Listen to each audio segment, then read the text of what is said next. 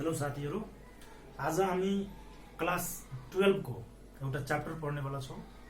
त्यो च्याप्टरको नाम हो इन्भेन्ट्री म्यानेजमेन्ट। तैले हामी गर्छौं इन्भेन्ट्री म्यानेजमेन्ट। हेर्नुस्, यो च्याप्टरको नाम हाम्रो के भयो भनेको इन्भेन्ट्री म्यानेजमेन्ट। हेर्नुस्, यो तपाईको क्लास 12 मा 2 मार्क्स मात्र क्यारी गर्छ। तपाईको 2 मार्क्स क्यारी गर्छ यो तपाईको क्लासमा। अब इन्भेन्ट्री को अर्थ के हो त बुझ्नु पर्यो हामीले। त इन्भेन्ट्री भनेको के हो भने इन्भेन्ट्री भनेको तपाई स्टक भन्छौं है, हामी स्टक भन्छौं यसलाई। यसैको अर्को नाम के हो भनेको हाम्रो क्लोजिङ स्टक हो। अनि यसलाई स्टक इन ट्रेड पनि भनिन्छ। स्टक इन ट्रेड पनि यसलाई भनिन्छ। हेर्नुस्, भन्नुको अर्थ के छ कि भनेको जस्तै मानुस यो हाम्रो फ्याक्ट्रीको जस्तै कुनै पनि म्यानुफ्याक्चरिङ कम्पनीहरु हुन्छ। त्यो कम्पनीहरुले के गर्छ भनेको बाहिरबाट सामान किनेर ल्याउँछ, र मेटेरियलहरु, र ल्याएर यो उसको एउटा स्टोर हुन्छ के स्टोर। त्यो स्टोरमा के गर्छ उले भनेको सामानहरु राख्ने काम गर्छ हो। त भनेको यो स्टोरमा जति पनि सामान उले र मेटेरियलहरु राखेको छ त्यही र मेटेरियलहरुलाई के भन्छौं हामी इन्भेन्ट्री भन्छौं। त्यसैले हामी के भन्छौं त स्टक भन्छौं। त्यसैले हामी के भन्छौं त क्लोजिङ स्टक भन्छौं। त्यसैले हामी के भन्छौं स्टक इन ट्रेड भन्छौं। ओके, त भनेको अब यहाँ च्याप्टर को नाम के पर्यो त इन्भेन्ट्री म्यानेजमेन्ट रे। त भनेको यो स्टोरमा यो जो स्टोर छ यसमा राखेको जति पनि सामानहरु छ, र मेटेरियलहरु छ, त्यसको के गर्नु पर्यो भने म्यानेज गर्नु पर्यो हो। त कसरी म्यानेज गर्ने त्यो कुरा हामीले यहाँ बुझ्नु पर्ने छ। त्यो कुरा यहाँ बुझौ है। यसमा त्यो कुरा बुझ्नु पर्यो भने हामीले कसरी बुझिदिन्छौं भने यसलाई हेरौं त। सबभन्दा पहिला कुरा गरौं, यसमा पढ्नु पर्ने दुईटा टपिक हो हामीले। एउटा के पढ्नु पर्छ हामीले नि, एउटा हामीले पढ्नु पर्छ इकोनोमिक अर्डर तपाईको क्वान्टिटी है, इओक्यू भन्छौं हामी ल क्वान्टिटी। त्यो इकोनोमिक अर्डर क्वान्टिटी हामीले पहिलो पढ्नु पर्ने हो। र सेकेन्ड हामीले पढ्नु पर्ने हो स्टक लेभल। त स्टक लेभल यसपछि हामी पढ्छौं।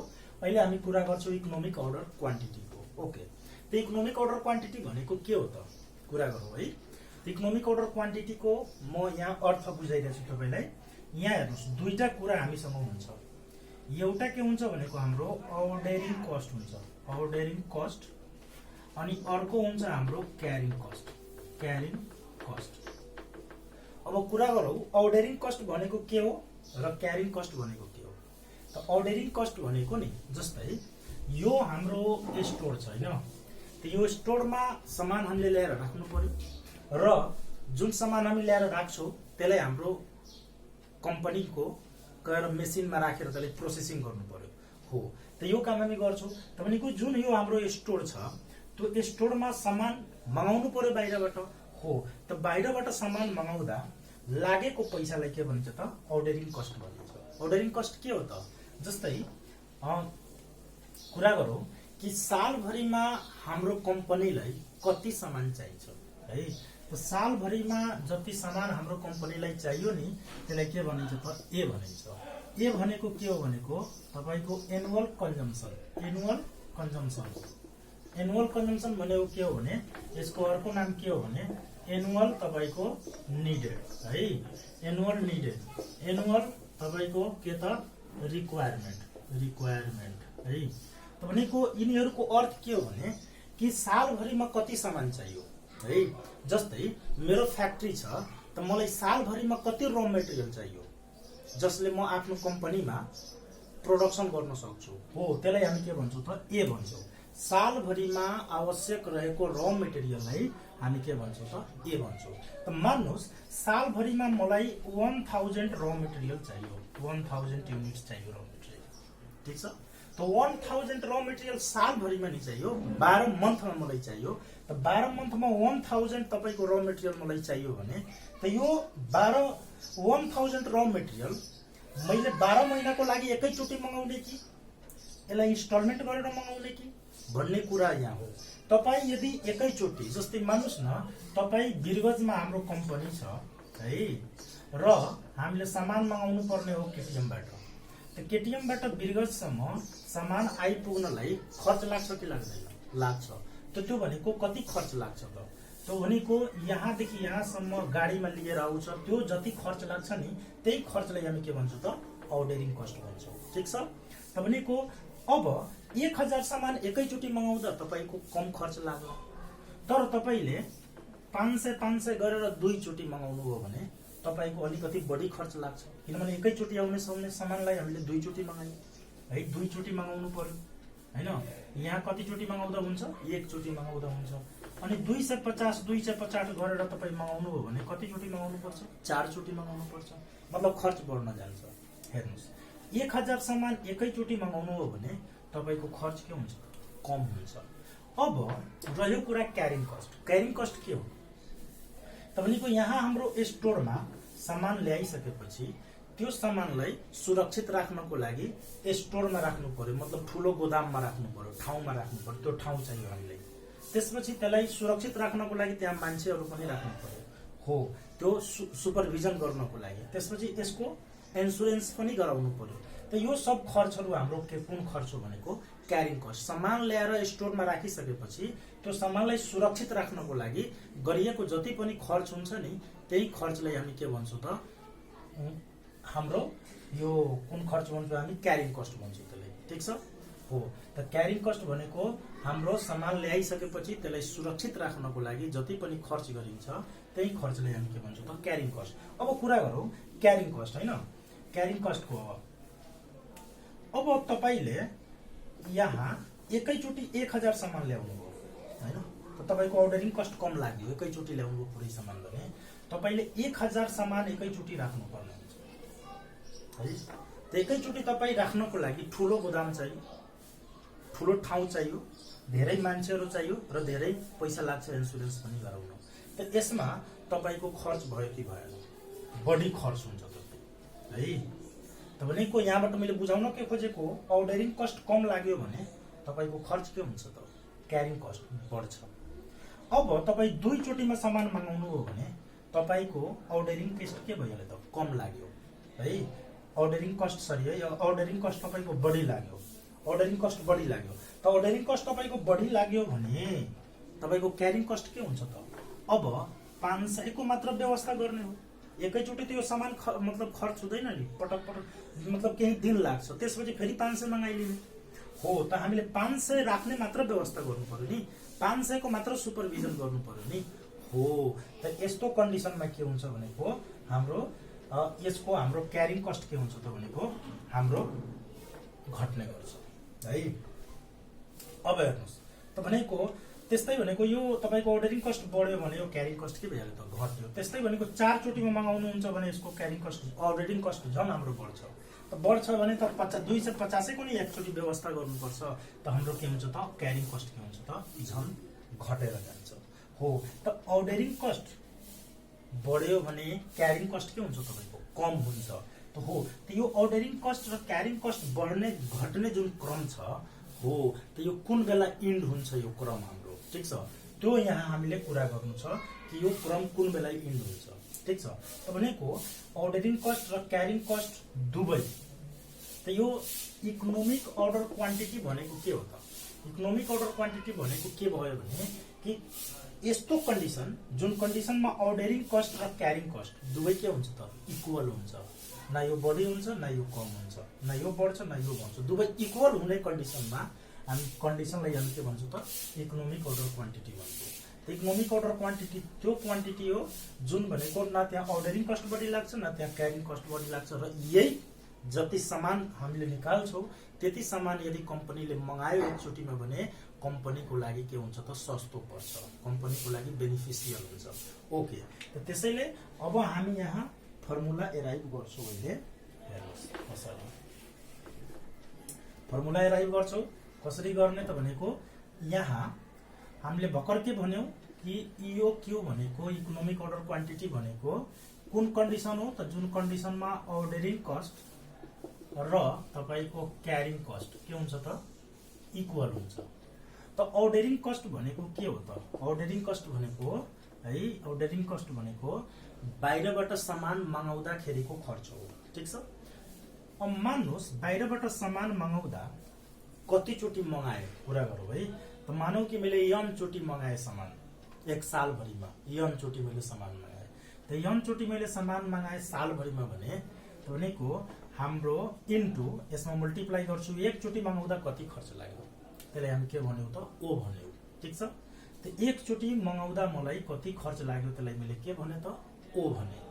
अब त्यसपछि यहाँ कुरा गर्छु क्यारिङ कस्टको। त क्यारिङ कस्ट भनेको यहाँ ल्याएर यसलाई सुरक्षित राख्नको लागि त हामीले सबभन्दा पहिला बुझ्नु पर्यो कि हाम्रो स्टोरमा कति सामान छ। त भनेको हाम्रो स्टोरमा यो क्यू वाला सामान हुन्छ र त्यसमा एभरेज निकाल्नु पर्यो 2 ले डिभाइड गरेर, र एउटा सामानको कति खर्च लागिरहेछ त्यसलाई के भन्छौँ हामी क्यारिङ कस्ट। त्यसले मल्टिप्लाई गर्नु भने क्यारिङ कस्ट आउँछ, यहाँ तपाईको अर्डरिङ कस्ट आउँछ। त यो n भनेको के हो त कतिचोटि सामान मगायो। त सालभरिमा चाहिने सामानलाई के भन्छौँ हामी ए।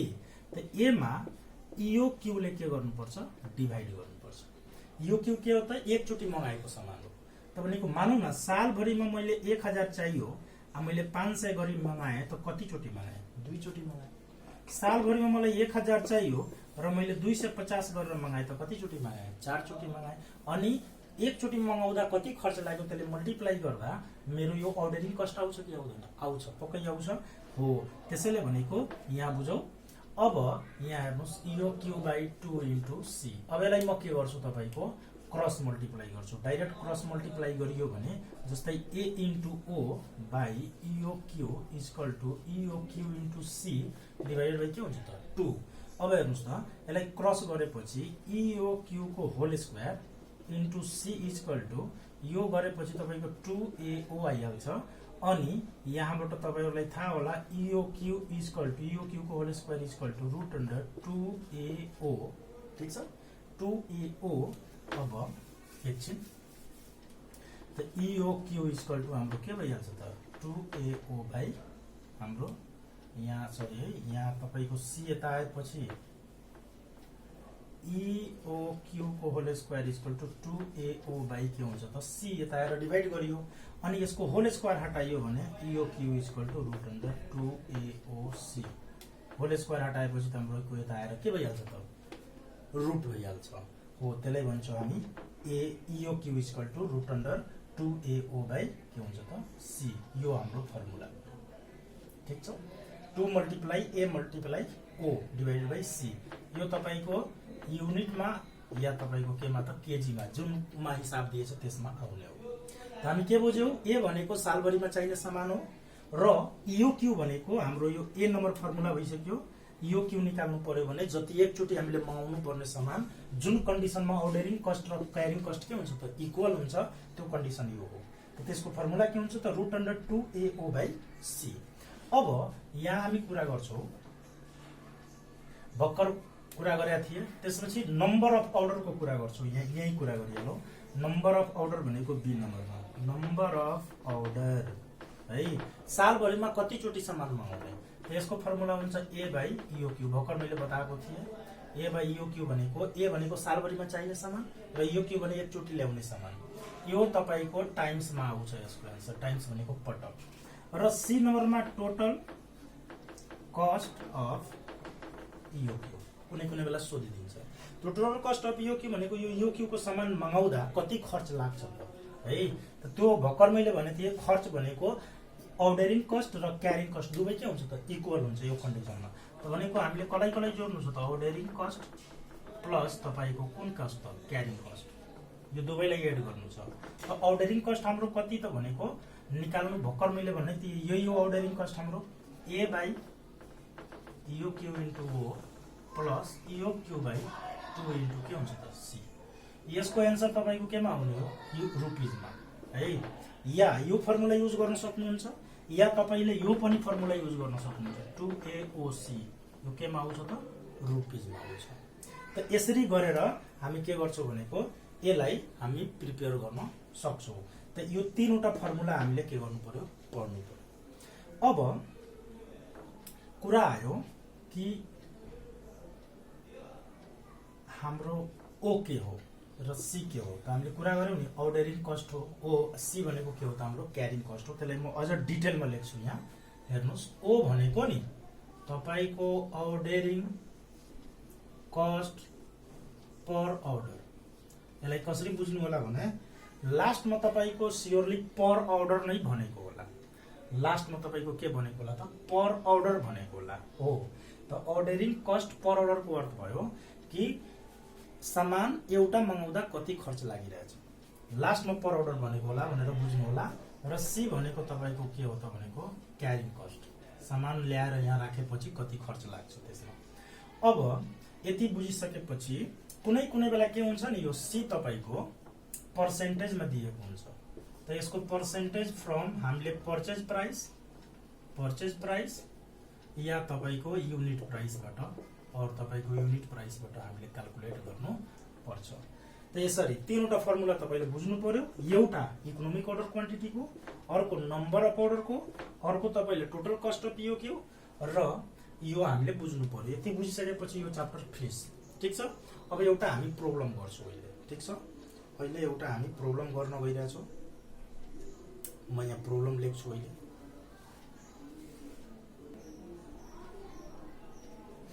अब यो क्वेशनलाई हामी सोल्भ गर्छौँ। हेर्नुस् त यो क्वेशन छ एउटा 2075, यो तपाईको ओल्ड इज गोल्ड को क्वेशन हो है। 2075 को सेट ए को क्वेशन हो। 75 मा हाम्रो सोधेको क्वेशन हो यो। यसलाई हामी सोल्भ गर्छौँ। हेर्नुस् त सबभन्दा पहिला नि यहाँ रिक्वायर्ड पढ्नु पर्यो नि त कुनै क्वेशन सोल्भ गर्दा। रिक्वायर्डमा के सोधेको छ त इकोनोमिक अर्डर क्वान्टिटी सोधेको हो। त इकोनोमिक अर्डर क्वान्टिटी निकाल्नको लागि हामीले ए चाहियो, ओ चाहियो र सी चाहियो। सबभन्दा पहिला हामीले ए खोज्नु पर्यो। हियर लेख्ने है र यहाँ लेख्ने एनुअल रिक्वायरमेन्ट, त्यही नि यो हो। एनुअल जहाँ भनेको हुन्छ यो अलरेडी दिएको हुन्छ के तपाईको कति दिएको छ त 36,000 युनिट। ओके, ए पनि पाइहाल्यो। ए पछि हामीले जहिले पनि खोज्नु पर्छ ओ। त ओ खोजौ त तपाईको लास्टमा पर अर्डर दियो होला। मैले भने नि पर अर्डर दिएको हुन्छ। यस, यहाँ अर्डरिङ कस्ट पर अर्डर चिन्ने कसरी त लास्टमा के दिन्छ त पर अर्डर दिन्छ।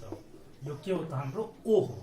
त अर्डरिङ कस्ट पर अर्डर हाम्रो कति दिएको छ त भनेको यहाँ 60 दिएको छ, ₹60। अब ओ पाइसक्यो। अब मलाई चाहिँ यो सी, सी भनेको क्यारिङ कस्ट हो। क्यारिङ कस्ट भनेको सी। त क्यारिङ कस्ट हाम्रो पर युनिट भनेको यहाँ भनेछ 10% अफ इन्भेन्ट्री कस्ट। त यसरी दिमाग लगाउनु पर्यो। 10% हामीले काट्नु पर्यो। त यो त ए भइहाल्यो, यसबाट काट्न मिल्दैन। यो भइहाल्यो हो, यसबाट पनि काट्न मिल्दैन। त बाँकी के छ त यही नै हो कस्ट पर युनिट। मैले भने नि कस्ट पर युनिटबाट या परचेज पर युनिटबाट हामीले काट्नु पर्छ पर्सेन्टेज दियो भने। त्यसैबाट हामी क्याल्कुलेट गर्छौँ। ओके, त यहाँ क्यारिङ कस्ट 10% अफ तपाईले 100 गर्नु। यो कति भइहाल्छ 10। अब नाउ हामीले फाइन्ड के गर्नु छ। Now we can find POQ by using this formula. Yes, हेर्नुस् √2AO/C हुन्छ। 2A कति छ हाम्रो त 36,000 हो। ओ कति छ हाम्रो ओ अर्डरिङ कस्ट पर अर्डर यहाँ हाम्रो 60 दिएकै छ। डिभाइडेड बाइ सी कति छ हाम्रो त 10। अब यो र यो तपाईको के भइहाल्यो त डिडक्ट भइहाल्यो। मानौ न डिभाइड गरेपछि हैन सी हाम्रो 10 आको हो। अनि यहाँ मल्टिप्लाई गरौँ। यहाँ मल्टिप्लाई गर्दा यो 72 भइहाल्छ। 72,000 into 6 अनि रुटबाट पनि यसलाई हामीले फाइन निकाल्नु पर्यो।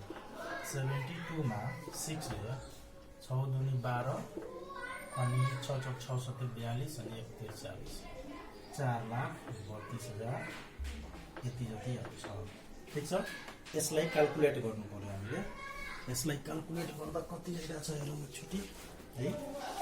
यसलाई क्याल्कुलेट हामी गर्नु पर्यो भने यसको ठ्याक्कै हाम्रो आइहाल्छ 657.27। यस, यसको आयो तपाईको 657.27। यो केमा छ त हिसाब युनिटमा। त यहाँ पनि हामी के लेख्छौँ। ठीक छ। यसलाई तपाई रुटबाट निकाल्नुहुन्छ भने यति आउने हो है। त यसरी हामीले के गर्छौँ यसलाई फाइन्ड आउट गर्न सक्छौँ। मानौ न यसमा त सोधेको छैन तर मानौ नम्बर अफ अर्डर सोधेको छ। तपाईको बी नम्बरमा नम्बर अफ अर्डर मानव सोधेको छ। फर्मुला के हुन्छ ए बाई यो क्यू हैन त ए कति छ हामीसँग भनेको 36,000 यो क्यू कति आयो त 657.27 यहाँ निकालिहाल्नु होला। त्यस्तै भनौं न सी मा टोटल कस्ट अफ यो क्यू सोधेछ, टोटल कस्ट अफ यो क्यू सोधेछ। तपाई फर्मुला युज गरिदिनुस् इन्टु यो क्यू बाई 2 इन्टु सी। त्यो सारा इन्फर्मेसन छँदैछ तपाईसँग युज गरेर निकाल्नु। त यसरी हामी यसलाई फाइन्ड आउट गर्न सक्छौं। ठीक छ, यसरी निकाल्न सक्छौं, केही छैन यसमा। ठीक छ, अब यसपछि भनेको हामी यसको अर्को पार्ट छ स्टोर लेभल, अहिले त्यसमा जान्छौँ।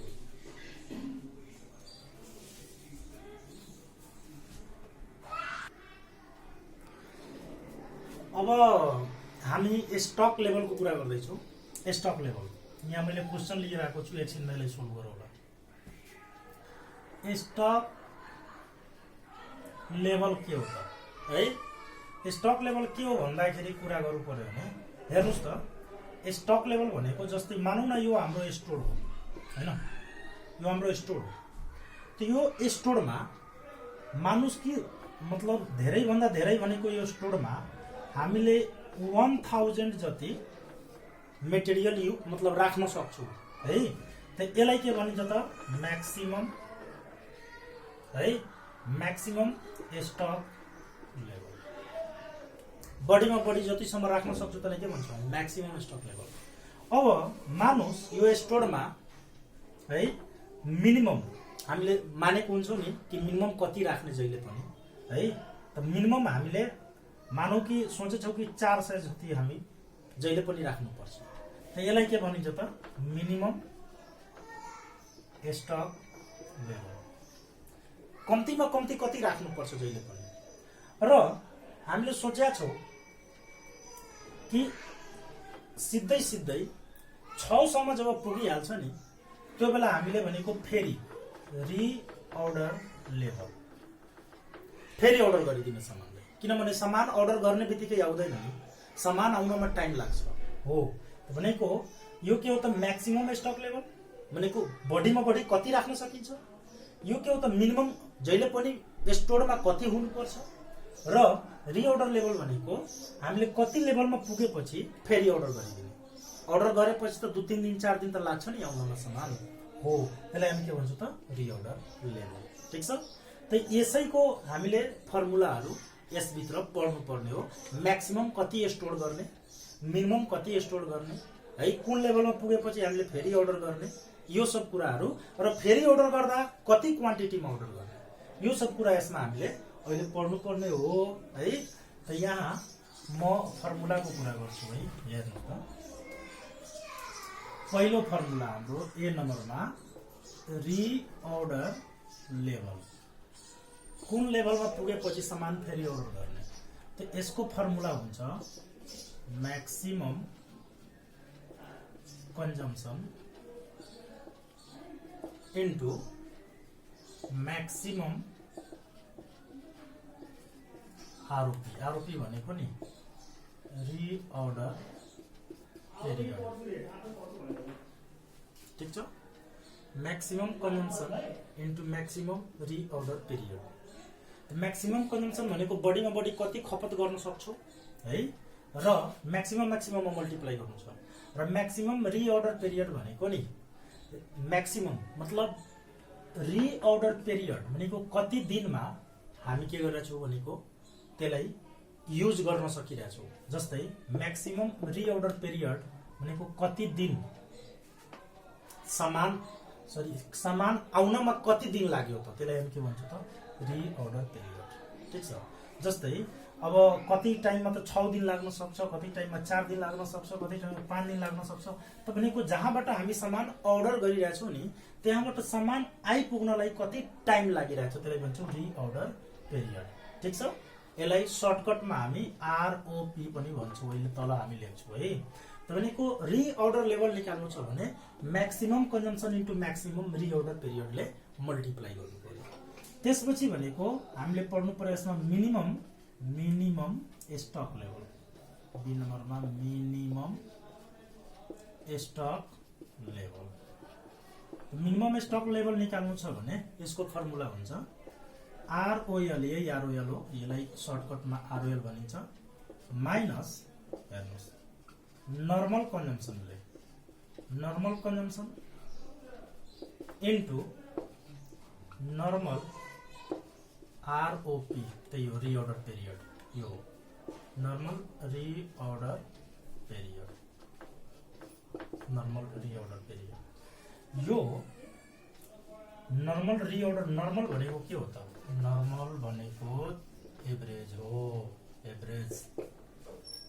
एभरेज कसरी निकाल्ने त? कसैको पनि म्याक्सिमम अनि उसैको मिनिमम जोडेर के गरिन्छ त? 2 ले डिभाइड गरिन्छ, एभरेज आइहाल्छ। जस्तै यसको मलाई एभरेज निकाल्नु छ हैन, एभरेज निकाल्नु छ भने यसैको के गर्ने त? म्याक्सिमम, यसैको मिनिमम, यो म्याक्सिमम यो मिनिमम जोडेर यो दुईटा छ भने 2 ले डिभाइड गरेपछि के आइहाल्छ त? एभरेज आइहाल्छ, नर्मल आइहाल्छ। ओके, त नर्मल आइहाल्छ, ठिक छ। त भनेको नर्मल भनेको एभरेज हो।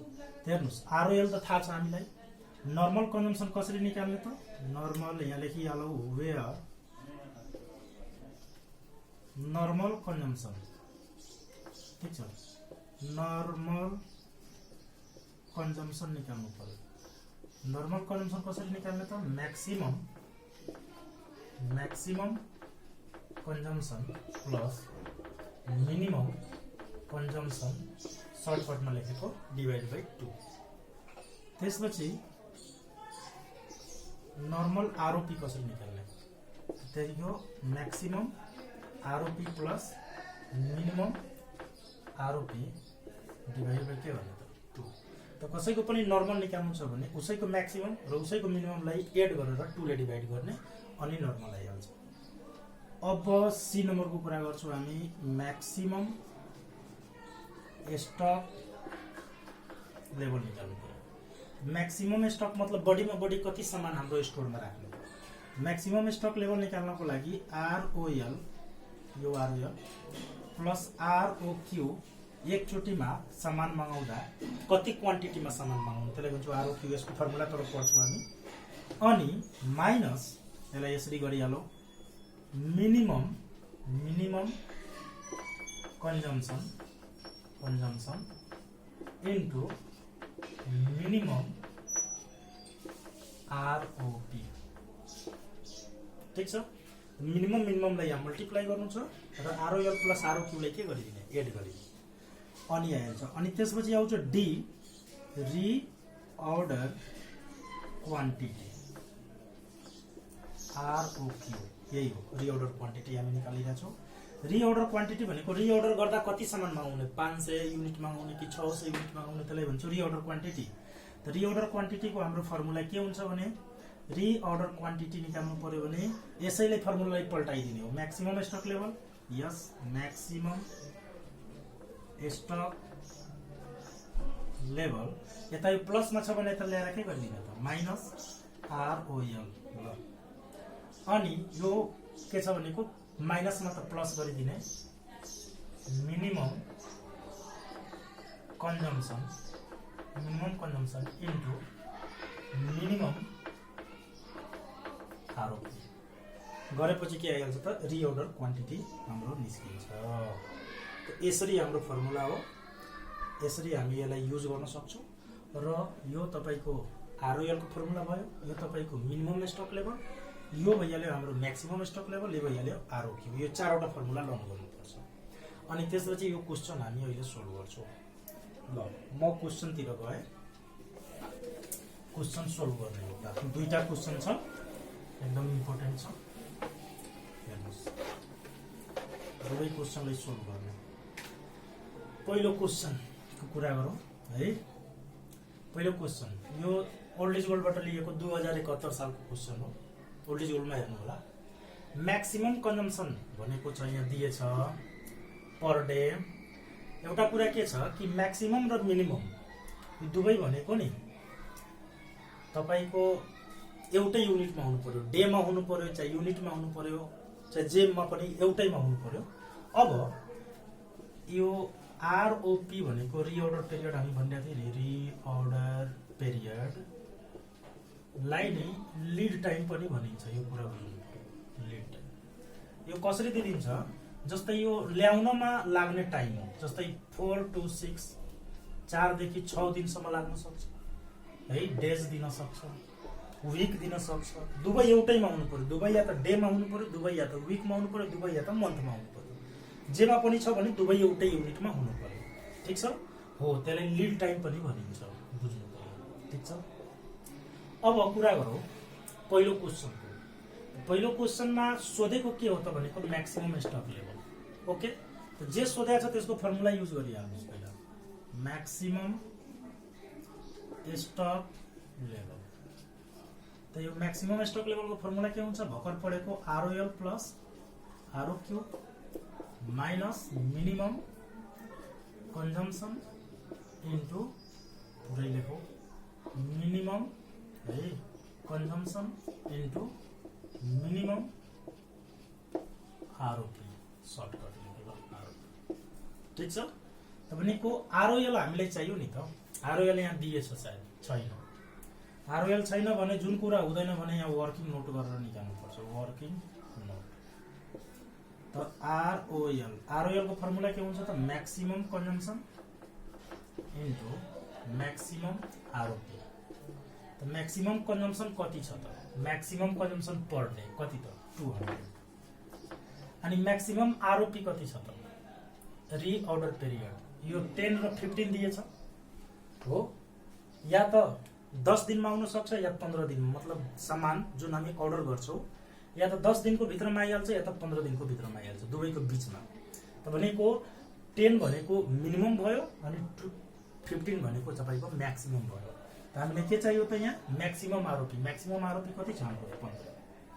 ठीक छ, अब मल्टिप्लाई गरिहाल्नुस्, यो दुवैले मल्टिप्लाई गरेपछि 3000 आयो है, यहाँ राखे 3000 प्लस मलाई के चाहियो आरओक्यू, रिअर्डर क्वान्टिटी यहाँ दिएकै छ, सरी है, आरओक्यू रिअर्डर क्वान्टिटी यहाँ छ 1500 माइनस मिनिमम कन्जम्सन चाहियो नि, मिनिमम कन्जम्सन दिया छ 100 र तपाईको मिनिमम आरओपी, आरओपी जो छ यो मिनिमम हो, यो तपाईको म्याक्सिमम हो। मिनिमम चाहियो, कमलाई मिनिमम बढीले म्याक्सिमम।